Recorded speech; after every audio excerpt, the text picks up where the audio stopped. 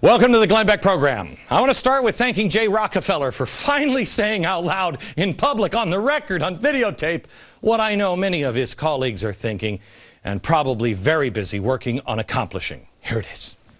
I hunger for quality news. I'm tired of the right and the left. There's a little bug inside of me which wants to get the FCC to say to Fox and to MSNBC, out, off, end, goodbye. It'd be a big favor to political discourse, our ability to do our work here in Congress, and to the American people to be able to talk with each other and have some faith in their government and in their, more importantly, in their future. Who's that cute little senator who wants to do America a solid? You are. I'm sure the best way to restore trust in the government and restore the level of discourse in America is to shut down discourse in America. Like it's the media's fault that we have this gigantic debt. Yeah. Jay, may I call you Jay? Jay, I think of this as kind of like bank criminals saying, you know how many banks we could rob in a day if we could just get rid of the police?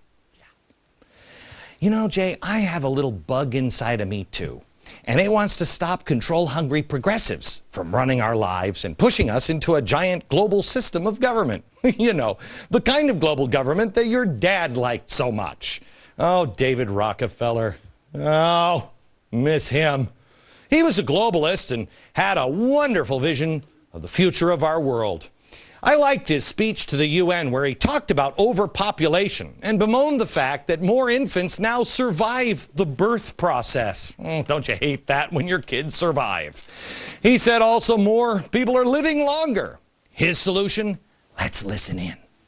The United Nations can and should play an essential role in helping the world find a satisfactory way of stabilizing world population and stimulating economic development in a manner that is sensitive to religious and moral considerations.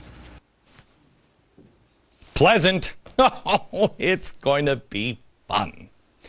Tonight, how you can prepare and grab as much control, your control of your own life, so you are not indebted or, shall I say, enslaved by a very happy big government control freak. Come on, a lot of work to do.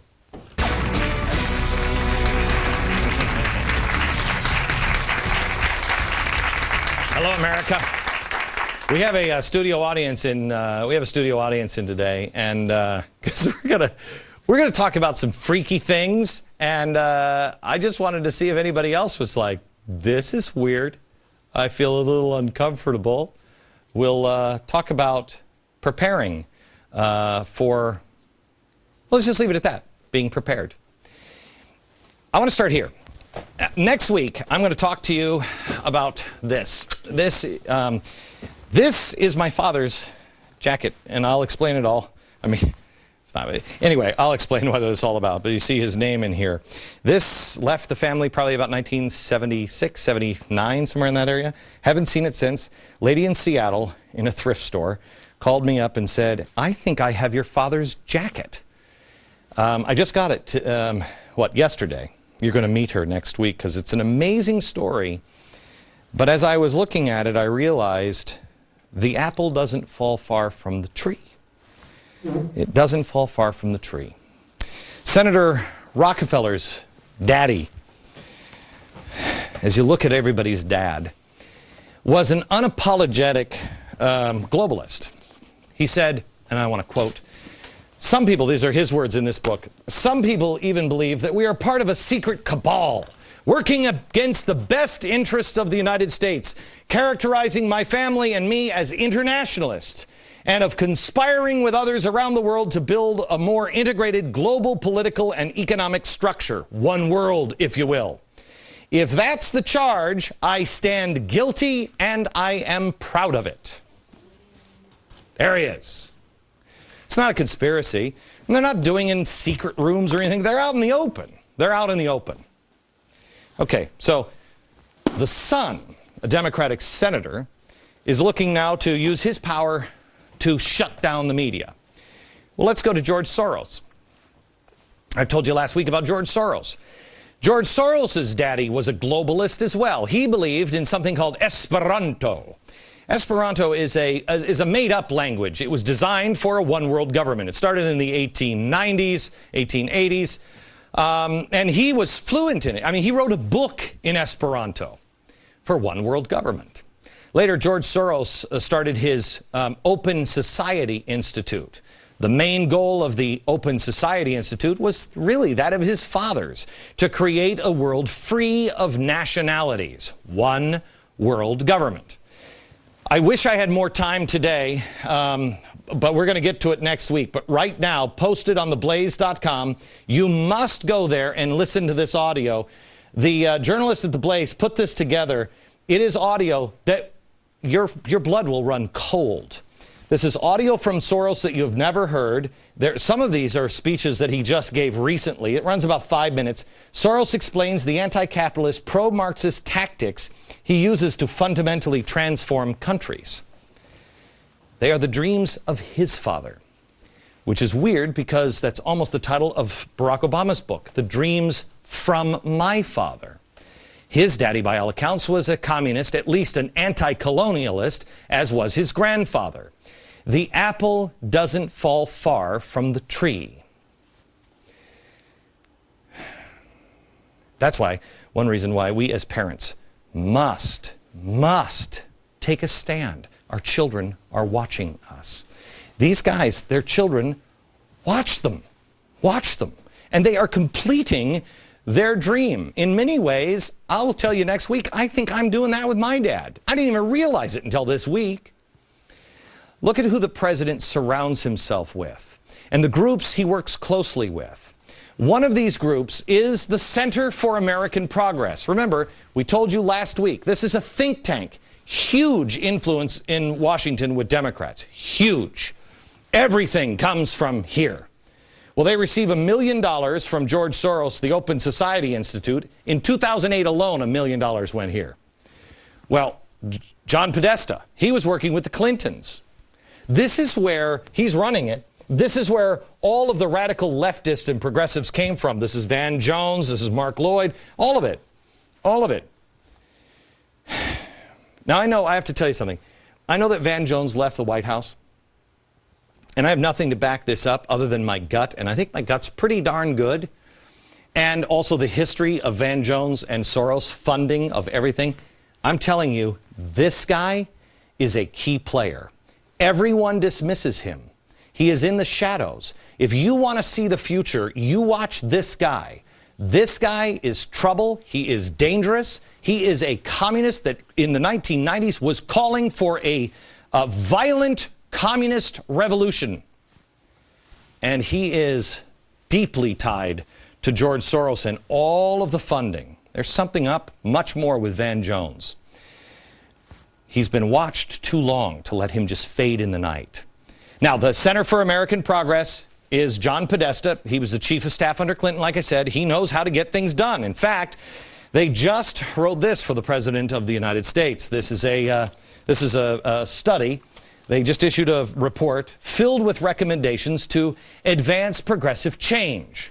So what's his advice for Obama to get things done without having both majorities?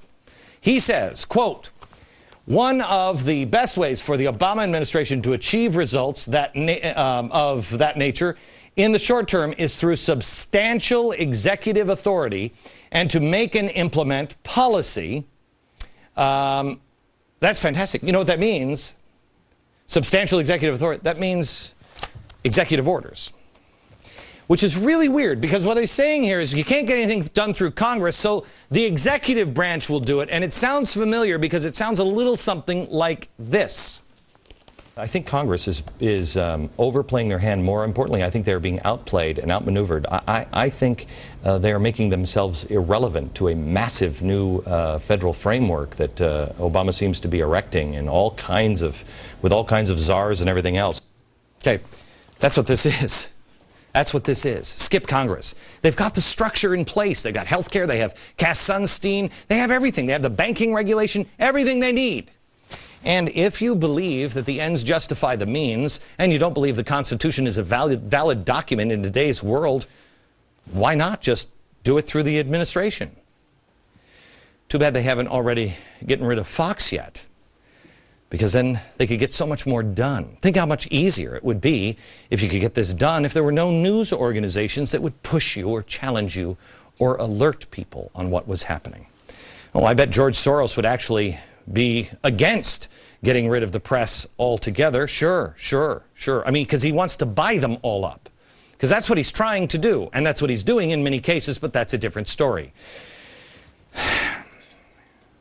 Soros never works directly. Remember what I told you last week? He works, the most important, the best year of his life, his words, not mine, was in, 1944, 1945, during the war.